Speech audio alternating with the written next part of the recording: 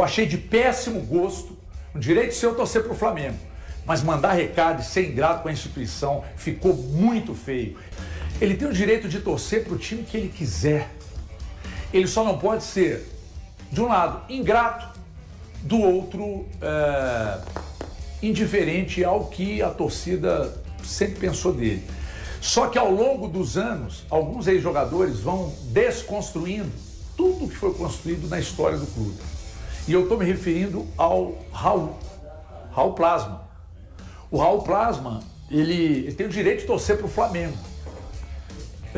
Mas essa torcida pelo Flamengo, ela nasceu depois de, por algum motivo, entender que merecia ter uma estátua dentro da toca ou algo desse nível.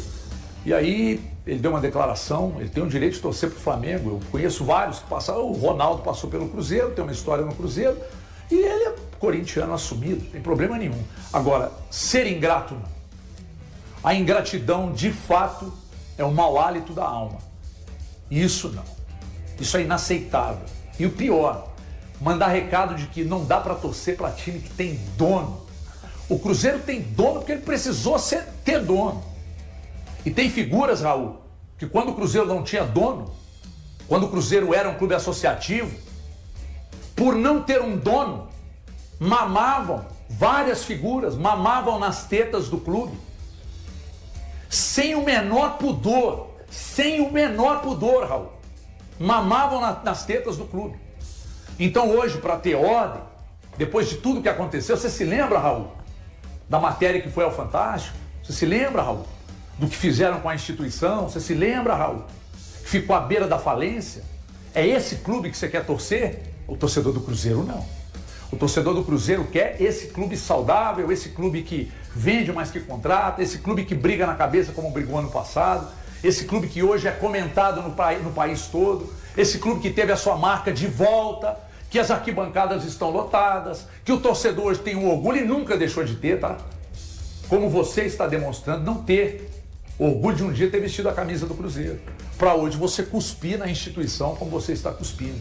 Eu achei de péssimo gosto, o direito seu torcer para o Flamengo, mas mandar recado e ser ingrato com a instituição ficou muito feio. E que o Cruzeiro pague com a mesma moeda, porque o rancor você tem que pagar no débito, tá? Pague com a mesma moeda e apague.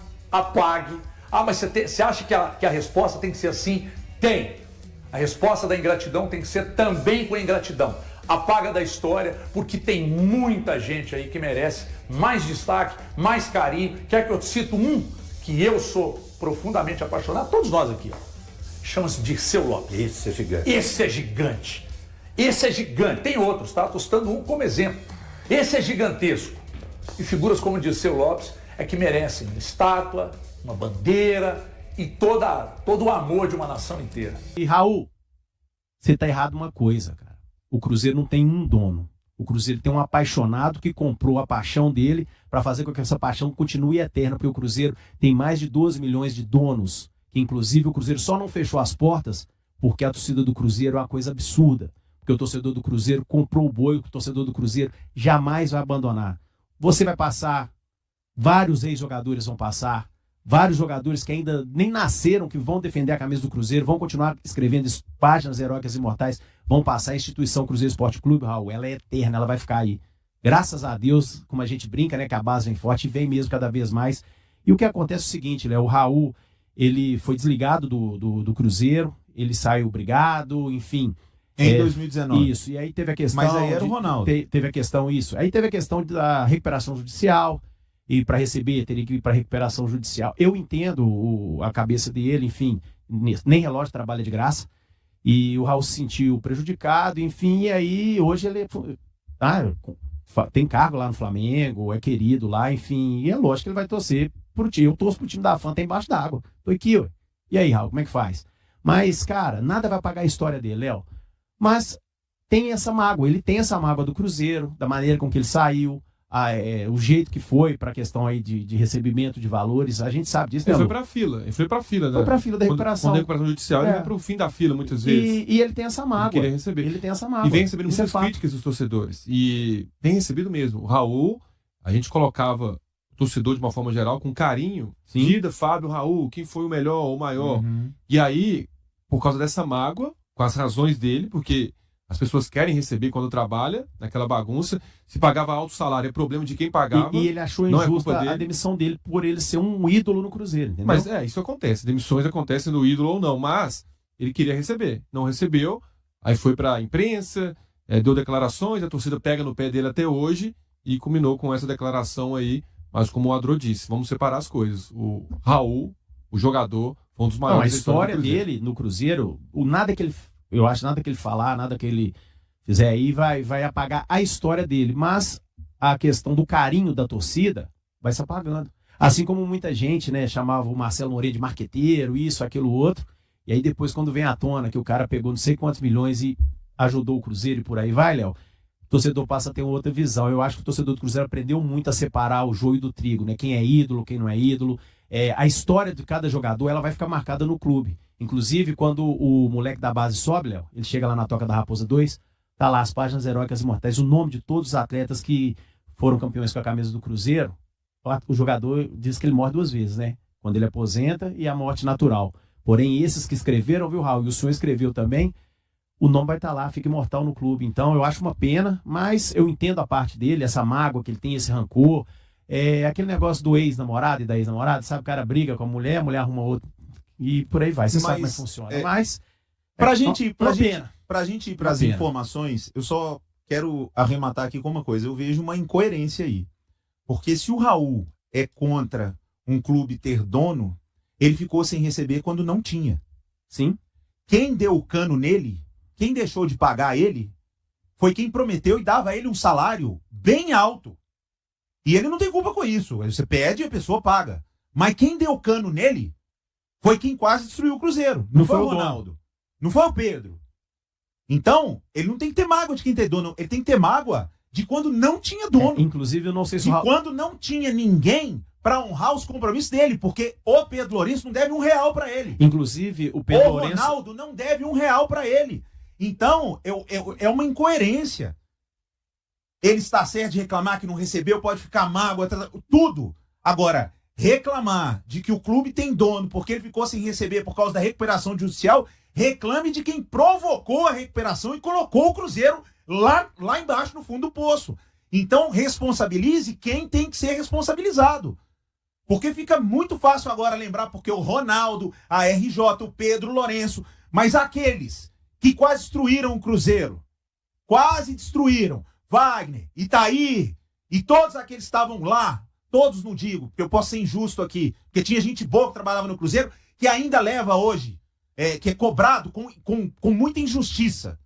Mas esses caras que quase provocaram a falência do Cruzeiro, eles provocaram a recuperação judicial. Eles ficaram devendo salário para o Raul. Então, Raul, na hora que você for destilar o seu ódio ou a sua letrinha, destine para quem ficou te devendo.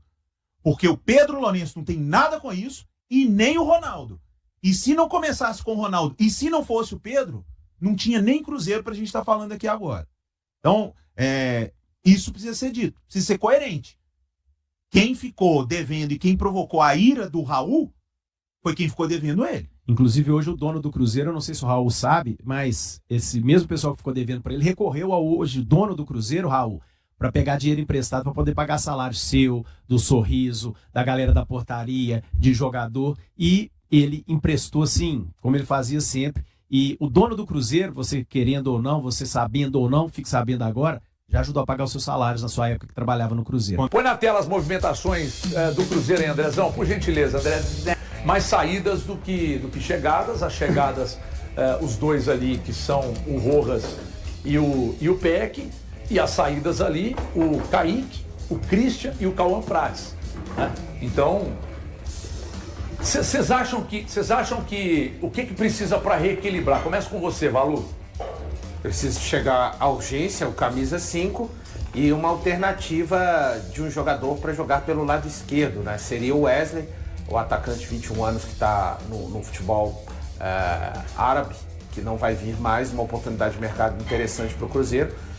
O Cruzeiro precisa de mais? Precisa, mas eu estou falando daquilo que eu entendo que é emergencial, que é o camisa 5, e de mais uma composição de elenco. Eu acho essas duas posições. Giovana, você é da turma que está criticando ou você é da turma que está entendendo? Não, tô entendendo. Não tem como fazer muitas coisas em relação ao Cameron Prats, tudo bem, mas o Kaique e o Christian não tem como você negar uma venda dos dois atletas. São mudanças que o Cruzeiro já sabia que ia acontecer neste meio de temporada, até que o Christian estava dando uma segurada, né, em questão ao clube da Ucrânia, né? Da Rússia. Da Rússia, ucrânia do Júnior Alonso, né? Mas assim, eu gostei das contratações. O Rojas, pra mim, me surpreendeu bastante nos 2 amistosos do Cruzeiro que a gente pôde assistir. E o Peck ainda a ver. Eu acho que muito do que a gente assistiu do Peck no Vasco, a gente sabe que é um atleta que tem que dar mais liberdade, mas principalmente dar tempo ao tempo. Não pode pegar ele já querer que ele faça gols agora, já chegar já com essa vontade. É esperar ele se entender com o time, entender com o elenco, mas concordo com o Valu, precisa de fazer mais movimentações. E eu também acho que poderia contratar mais atacante. Tá, eu gostei das contratações, mas me surpreendeu a forma das saídas. É claro que desde o início do ano a gente já sabia a respeito do Cauã, a gente sabia do Kaique, o Kaique já tinha recebido essa proposta, mas quando eu penso que o Cruzeiro que termina a primeira parte do Campeonato Brasileiro, as 18 rodadas antes da Copa, quando voltar no jogo contra o Internacional, não terá mais o Kaique, que era um cara que a gente estava cantando a pedra dele aqui, para ele ir para a Copa do Mundo, para ele estar fazendo parte dos 26 convocados, e o Christian, o Christian é de todo elogio. O Valu chama ele de meio campo total, né? Um jogador que foi recriado no Cruzeiro. O Christian que chegou do Atlético Paranaense foi um outro Christian que foi entregue para o futebol do exterior. E muito por isso, para ele ter encaixado tão bem na equipe do Cruzeiro. Então eu acho que o Cruzeiro perde bastante com a saída desses 2 jogadores. E quando eu falo que perde bastante, eu não estou diminuindo as contratações. Eu estou falando por tudo que eles desenharam até aqui nesses 7 meses de temporada. É uma perda que o torcedor do Cruzeiro vai lamentar nas próximas rodadas já. Pelo menos é o que eu imagino. Eu falo da questão das vendas, que era impossível o Cruzeiro vender pela questão financeira, mas realmente vai sentir muito. Eu acho que principalmente o Christian. Pra mim, o Christian é muito mais do que o Kaique ainda. Eu ainda não entendo, assim, o termo é contratações, mas eu não entendo, assim, reforço. Eu acho que o que o Cruzeiro fez foi apenas suprir, substituição, não, né? Aqui é reforço. Não, eu acho que o que o Cruzeiro fez... O que o Cruzeiro fez, ele perdeu 3 jogadores e trouxe peças de reposição. Nós vamos entender agora se esses jogadores vão se encaixar como aqueles ali estavam encaixados. Você acha que o Peck veio para substituir o Christian? Não, eu acho que hoje o Cruzeiro, por exemplo... Em posição diferente, estilo diferente. Mas eu acho que, por exemplo, se o Cruzeiro hoje não trouxer ninguém, ele consegue montar um time. Com a chegada do Peck, ele consegue, com o que ele tem, montar um time ali. Claro que vai ter que adaptar o esquema dele, mas vai conseguir fazer. A questão é, será que esses jogadores vão se adaptar como aqueles já estavam? Porque aqueles caras ali, eles eram de uma espinha dorsal, você falou isso aqui várias vezes, tem esse peso. O que agora eu estou observando, espero, e eu acho que o torcedor do Cruzeiro quer ver, é o Cruzeiro ir ao mercado para trazer os reforços mesmo para as posições que precisavam, que o Valu acabou de falar, que é a questão do volante, precisa ainda de mais um atacante de beirada. Essa é a questão. Até agora ele está suprindo saídas. E a gente ainda não sabe ainda se foi da mesma maneira. Porque, cara, o Kaique hoje é um cara que para você trazer um cara para substituir ele à altura é muito complicado. Apesar do Rojas ter feito até agora um bom papel, mas a gente tem que entender também como é que vai ser isso aí ao longo. Quando vai pegar um Flamengo, como vai ser ao longo. Adaptação do elenco. Aí vamos ver, mas não tinha como também o Cruzeiro fugir, né, gente? Com as propostas, com o dinheiro, o lucro que o Pedrinho ganhou nessas negociações aí foi absurdo. A perspectiva do Cruzeiro é realmente trazer apenas mais 2 jogadores, né? Eu particularmente ficaria surpreso de que mais jogadores, além do camisa 5 e de um atacante de lado, chegar para fazer parte desse elenco. Só assim, eu discordo do Breno no que diz respeito a quem chegou e saiu para compor. No Cruzeiro, além dessas vendas que ele não teve para onde ir, né? Eram contratos aqui, ó, do Kaique e do Christian, eram contratos que iam terminar no final do ano de 2027. Com vistas desses 2 jogadores e os seus staffs para que esses jogadores fossem para a Europa. Eu falo, se alguma coisa tivesse de ter acontecido com relação à renovação do Kaique especificamente, deveria ter acontecido em meados de 25, nem ao final de 25, porque no final de 25 ele já está muito valorizado pela temporada. Mas enfim, há neste momento... aqueles 2 jogadores que chegaram, a gente não sabe se vão dar certo, se eles vão conseguir desempenhar isso que eu vou falar. mas é o Arthur Jorge mudando. Eles não vão encaixar como o Kaique e como era o caso de como jogava o Christian, porque neste momento, em meio a isso, para mim, o Arthur Jorge está fazendo uma mudança de direcionamento de como ele quer o Cruzeiro jogando no segundo semestre. O Rojas, no setor de ataque, ele é mais ofensivo do que o Kaique. Eu não estou dizendo que ele seja melhor. No todo, o Kaique é melhor lateral do que o Rojas. Mas a gente já pôde ver num pequeno recorte de amistosos a presença do Rojas pelo lado esquerdo com o Sinisterra, sempre passando, sempre vindo, às vezes vindo por dentro, o Sinisterra um pouco mais por fora. E o Peck, ele é um jogador mais ofensivo do que o Christian. Isso não quer dizer que o Cruzeiro será melhor, gente. Eu só enxergo neste momento que essas peças, elas chegam no lugar de peças que saíram, mas nesse momento também, quando o Arthur Jorge vai atrás de um atacante para compor a saída do Christian, ele está dando um recado muito claro. Que ele quer um time mais vertical, um time realmente com pontas pelos lados o tempo inteiro. Se isso vai funcionar melhor ou pior do que o Cruzeiro do primeiro semestre é outra questão. Mas para mim tá clara a mudança de chave do Arthur Jorge com relação ao estilo do Cruzeiro pro segundo semestre. Entre os talentos revelados pelas categorias de base do Cruzeiro que vêm sendo incorporados ao elenco principal, está o atacante Ryan Lelis, de 19 anos. Enquanto recebe oportunidades e é avaliado pelo técnico Arthur Jorge, o jovem também desperta interesse de equipes do futebol internacional. Nas últimas semanas, clubes estrangeiros fizeram consultas para entender a situação do jogador, que renovou seu vínculo com a Raposa neste ano até dezembro de 2030. Ainda em busca de espaço definitivo no time principal, Ryan segue como um dos principais nomes da equipe sub-20 e é tratado como uma das maiores promessas do clube. No início da temporada, o atacante conquistou a Copa São Paulo de Futebol Júnior. Ele foi titular nas 4 partidas decisivas da campanha, depois de não atuar nos 5 primeiros confrontos por estar integrado ao elenco profissional. Pelo Campeonato Brasileiro Sub-20, entrou em campo em 17 jogos e balançou as redes 4 vezes. O bom desempenho também lhe rendeu uma convocação para a Seleção Brasileira Sub-20, que disputou amistosos diante do Chile em junho. Pela equipe principal, Ryan participou das 2 rodadas iniciais do Campeonato Mineiro e voltou a ganhar uma chance como titular no amistoso contra o Defensor, disputado na Arena Independência. Sua estreia entre os profissionais ocorreu no fim de 2025, em uma partida contra o Santos pelo Campeonato Brasileiro. Com características versáteis, o jovem costuma atuar pelas pontas, mas também pode desempenhar as funções de centroavante ou segundo atacante, ampliando as opções ofensivas do Cruzeiro. E aí, galera, o que acharam? Deixem suas opiniões nos comentários. Não se esqueçam de deixar o like, se inscrever no canal e ativar o sininho para receber as notificações. Até mais, Nação Celeste! Vamos pra frente!